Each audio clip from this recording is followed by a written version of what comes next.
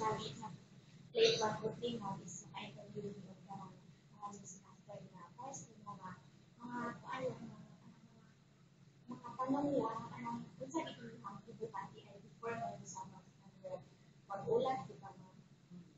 Tapos, dyan sa ito po yung isang katanong na gusto nyo ano po ba ang startup? Pinakita ko po ang startup.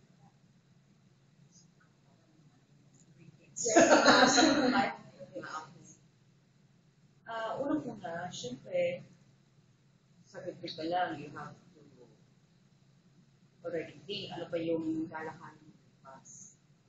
Kasi we are required early in the morning to submit our outlooks.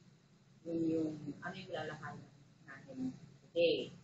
So, every day we are required to come up with 2 stories. Hirap na po mo yun. Kasi you have to get all sides. So, pinaplano na. Yun yung unang-unang sangkap. Pinaplano, ano yung lalakay? Sila yung kukunan ng interview. Ano yung mga magiging tanong? Kasi hindi pwedeng naglistahan ng 20 questions, lahat ng yun, itatanong mo kung tama o ubus ang mo. So, yung pinaka-importante na matanong mo, siguro 1, 3, or the most, para hindi rin naman pwedeng isang question ang i-record mo talaga. Kasi mamimili ka doon sa sasabihin.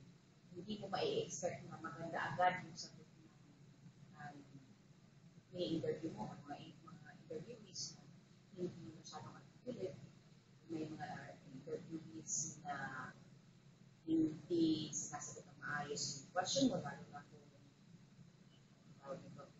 lalo na kung sensitive yung question,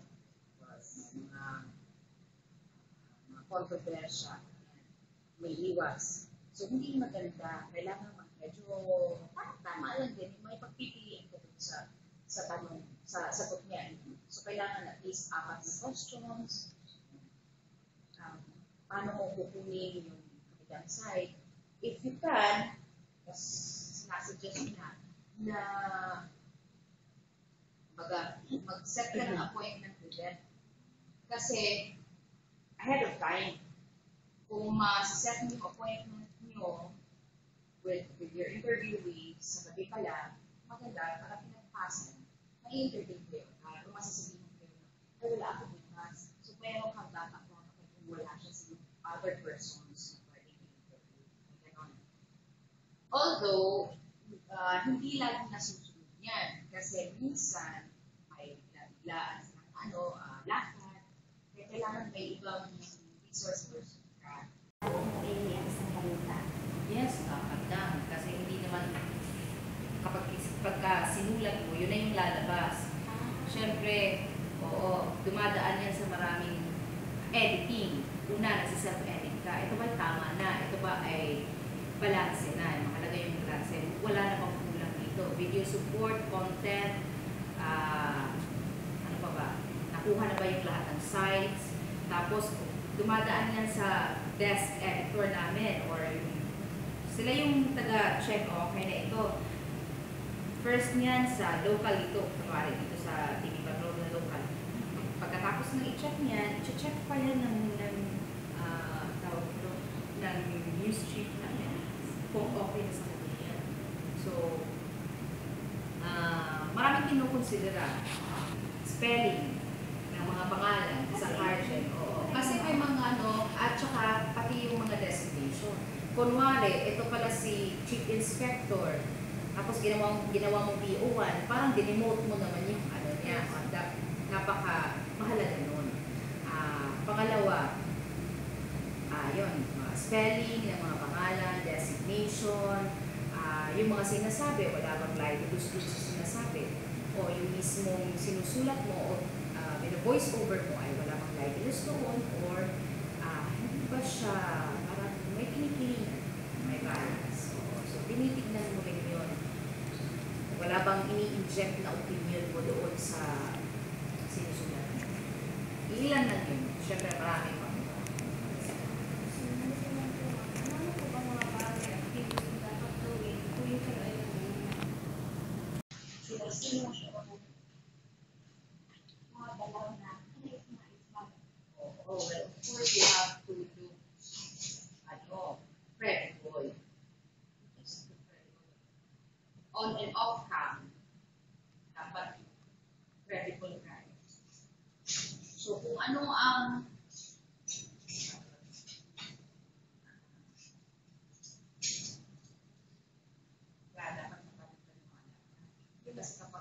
Tapos off-cam, parang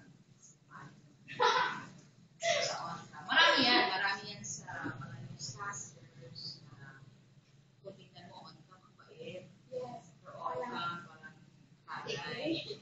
Naging National. So, kailangan pala yung sa isang reflected talaga Not necessarily. Kailangan yun all the time. Even off-cam. Kasi, mahalaga yung relationship mo doon sa source mo, doon sa mga taong pinunood sa iyo. Kunwari, on-cam, ang balik mo, off-cam, tagay-tagay mo. Parang hindi naman consistent doon sa pinag-ibig mo. Yes, ma'am. Lagi- Paano mo makukuha ang tiwala at saka respeto ng mga manonood mo kung hindi ka naman nagsasabi, nagpapakita ng totoong pagkatao mo, on-cam pala ang bait-bait mo, off-cam, Lagi yung- parang gano'n. And besides, you are bringing the name of the company. Yes. You are bringing Yes, the word. and So, syempre, hindi maiwasan na i-associate pa, ay, yung si ano, taga-ABS-CBN, alam mo, ang ano niyan. So, parang kasi kilala ng mga tao, ang mga reporter, parang bait. we have to, ano din, tawag ito, parang wala kang, dapat wala kang evidence. Pag importante ka, parang gano'n na attitude. Oo, hindi dapat yun. Siguro dapat pa nga, kung ano yung respeto binibigay mo dun sa mga tao nasa mataas na kuling, ganun din yung binibigay mo dun sa pinakamababa nasa lower class na society. Ikaw ay hindi celebrity. Ikaw ay nagsiservisyo. So, yun naman. Kaya, credible ka, may integridad, ibig sabihin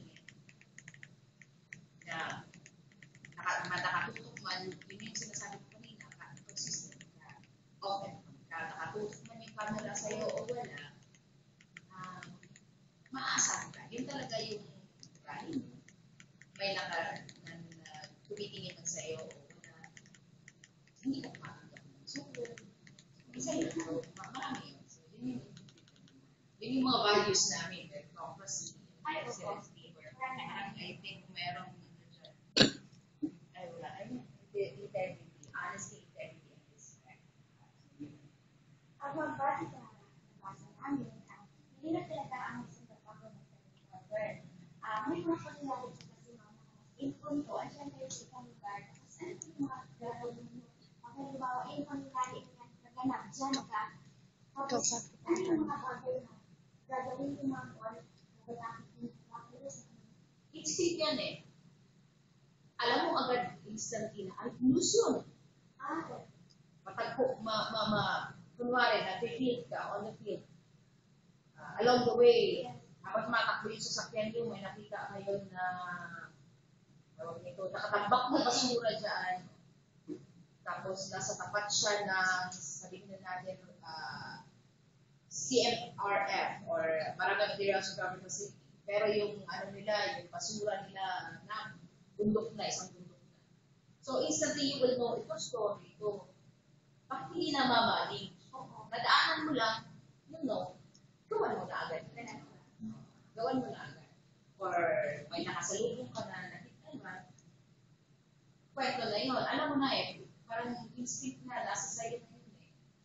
Siguro you will develop that also dahil sa years and years of experience ng kwento ito. So, hindi pa lang pwedeng din. Kahit may outfit ka, ito yung lalakarin mo. Siyempre, andyan na eh. Yan pa ba, yung tatanggihan mo eh. Andyan na yung kwento. Tapos, mami, makay natatakot yung bawal yung experience ng politics. May politics is nakapagulong talaga. Tapos, hindi ko kayo natatakot sa kanila. Ito, baka madami ako. Hindi pa i-aalis yan. Kasi yung reported mo ng mga tao din yan. Yes, So, hindi po ilang taon mo ginagawa, hindi ka na tatanggal ng takot. Siyempre, andun sa reported. Pero siyempre, nung pumasok ka ng pagiging reporter, alam ko na yan eh. Back of your mind, ready mo na. Ito yung mga magiging risk sa trabaho. Pero siyempre, parang wala ka rin naman ginawa kung parang hindi ka natatakot. May kasabihan kami na nagiging full-fledged journalist ka kapag isinapa ka na sa mga sa mga delikado na sa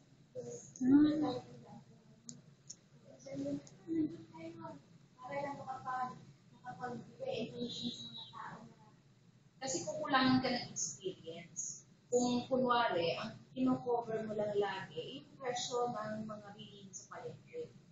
So, ang nahuhul lang talaga yung skills mo kapag isinaba ka dun sa medyo mga delikado at mas komplikado. so yun pala ang kapag Oo, yung mga journalists. For one, I have a friend, ito si Shara Sanggano. I think you've already seen her reports nung sa boutique. So currently, may mga, siya mismo natatakot din, national pa nga siya na reporter, natatakot din kasi inuumpat niya yung tungkol sa terrorist group na mga. So sabi niya, kahit ano siya, natatakot siya. Pero syempre, yun nga, yung biruan namin. marami po ba kayo mga Dito sa Iligan, dalawa na. Yung morning shift ako, siya sa gabi. So, ma'am, pag ang TV Patrol event, hindi siya live.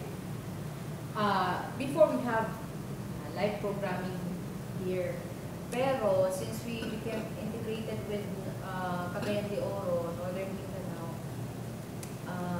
mag-produce na lang kami ng stories, scan stories. Video, tapos may playback sa Cagayan de Oro. May